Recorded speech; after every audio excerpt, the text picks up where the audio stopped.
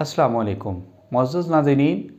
हर शख्स में खूबियाँ और ख़ामियाँ पाई जाती हैं, लेकिन उसकी ख़ामियों को अगर हम उसकी गैर मौजूदगी में बयान कर रहे हैं तो ये हम उसकी ग़ीबत या चुगलखोरी कर रहे हैं। लेकिन अगर हम उसकी ख़ामियों की उसके साथ बात करके उसकी इस्लाह कर रहे हैं तो हम अपने लिए सदका जारिया बना रहे हैं। अल्लाह रब्बुल इज़्ज़त की ज़ात ने ग़ीबत और चुगलखोरी के हवाले से बहुत सख्त अल्फाज इस्तेमाल किए हैं कुरान के अंदर। अल्लाह ने पहले फरमाया सूरह अल हुजरात के अंदर, जो बंदा इस तरह के काम करता है वो ऐसे ही है जैसे अपने मुर्दा भाई का गोश्त खाता है।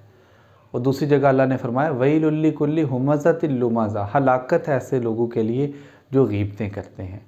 तो हमें सोचना चाहिए, समझना चाहिए कि हम क्या अपने भाइयों की, अपने दोस्तों की, अपने अज़ीज़ों की, अपने रिश्तेदारों की ख़ामियों को उसके सामने बयान करने की बजाय उसके पसे पर्दा बयान कर रहे हैं कि नहीं कर रहे। अगर तो हम कर रहे हैं तो हमें अल्लाह से माफ़ी मांगनी चाहिए और उस भाई से भी माफ़ी मांगनी चाहिए।